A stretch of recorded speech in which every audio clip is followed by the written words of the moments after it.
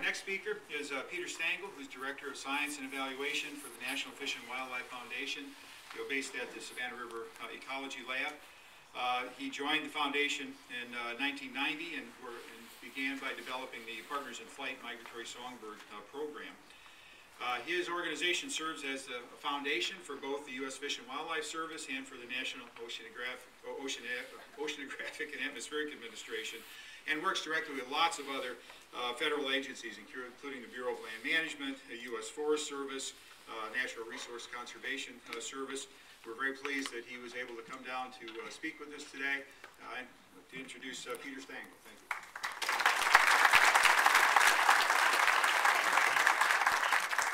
Thank you. Let me begin with a quick question. When you think of Orlando, what comes to mind? Disney. Isn't that amazing that here we are in Savannah celebrating the opening of this refuge in South Carolina? I mention Orlando and immediately you bring to mind the word Disney. What a tremendous marketing job that they've done to make that such an icon for us. How many of you have been to Orlando and been to Disney? Holy cow.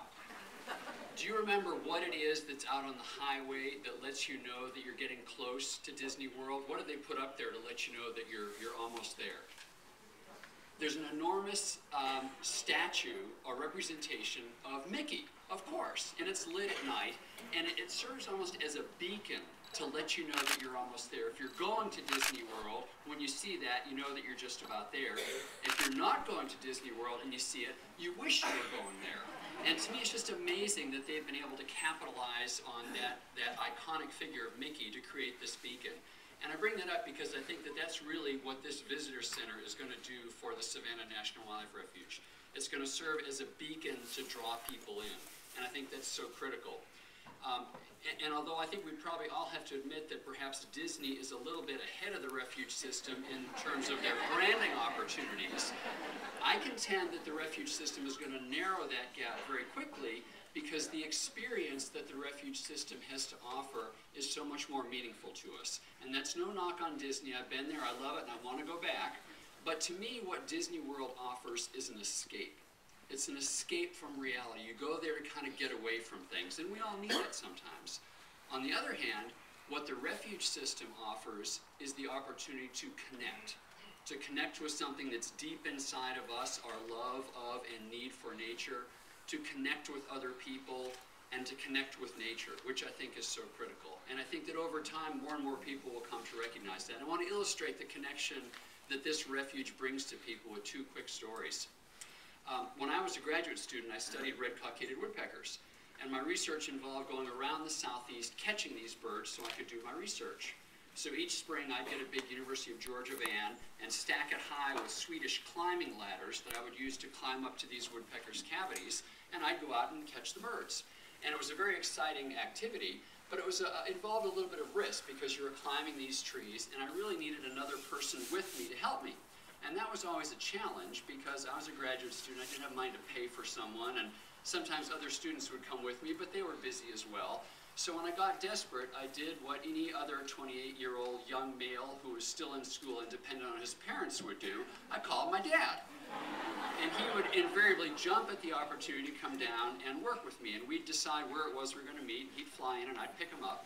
But one of the things I soon discovered was, although he was a great helper, it often took us a little while to kind of reestablish our relationship. I mean, we only saw each other once or twice a year, and although we got along very well, we were apart for long times, it took us a little while to reconnect.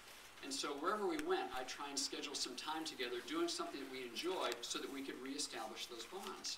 And so one summer, he decided to come down and meet me here in Savannah, flew into the airport, and I said, well, I'll take him to the Savannah Refuge. That'll give us a chance to reconnect a little bit. So I picked him up, and we came out here, and I'd done a little research on the place because I wanted to impress him with my knowledge since I was 28 and still in school. And so we came over, and the first thing I staked out was the great horned owl nest in the oaks at the entrance to the wildlife drive. So I took him out there and put the telescope on the nest, and we got to see the owl there, and he was very impressed with that. And we started around the drive and got to the marshes, and there were lots of raptors there, and that was fun to watch. And I remember that that year the water levels were very low. There was a bit of a drought. So there were lots of mud banks exposed on the sloughs, and there were gators out sunning, which for a couple of Yankees was a big thrill, and lots of white ibis, and just all kinds of wildlife. And over the course of about 3 hours, what we did was, after having not seen each other for months and months, and all kinds of different things going on in our lives, we were able to reconnect to something that brought us together for a long time. He was a birder because I was a birder. Nature was always something that was important to us. And that refuge gave us a window to reconnect that nothing else could have done. We couldn't have done it on the drive down the highway or at a museum or over lunch. It took us a chance to be out here and really reestablish the bonds that we had with each other. And I think that's one of the most underappreciated things that the Savannah and all the other refuges can do for people. But of course, part of being here was also the chance to reconnect with nature. And one other quick story to tell you why this place is so good at doing that. One of my jobs at the Fish and Wildlife Foundation is to try and raise money to do more conservation projects.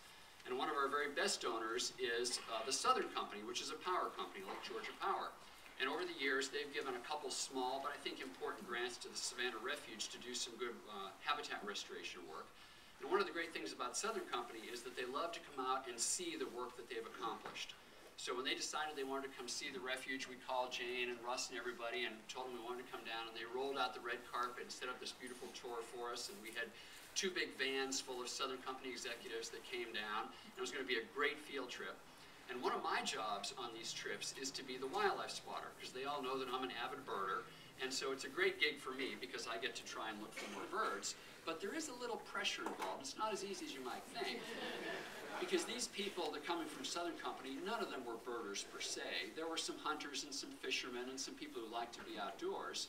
But my job was to show them the really big, charismatic birds. I mean, they didn't want to agonize over the little brown jobs in the marsh. They wanted the big stuff. So I had my work cut out for me. So, of course, we started off on the tour and went to the oaks looking for the owl. And unfortunately, the owl wasn't there. We looked at the nest. But, you know, the nest doesn't hold that much appeal when there's no owl on it. Went out into the marshes, and for whatever reason, there weren't many raptors out that day. And the sloughs just didn't seem to have many birds. And, I mean, this was just not working out. There was just very little here. And this was kind of rough because we had sold the Savannah as kind of the Serengeti of South Carolina. So they were expecting some big stuff. And we were starting, the refuge staff was along with me, we were starting to sweat a little bit because there just wasn't much out there. And we said, well, our last hope is going to be the last leg of the wildlife drive, where you come out onto the big open water where the waterfowl are. That's where we'll really make it. And, you know, maybe there'll be a couple thousand ducks out there. If we're lucky, there'll be a canvasback or a goldeneye, something to really capture their attention. So here we go out in these 2 vans. We come around into the open space, and we look out on the water, and it is absolutely empty. There's just nothing there. It's as if someone had come through and flushed the waterfowl just before we got there.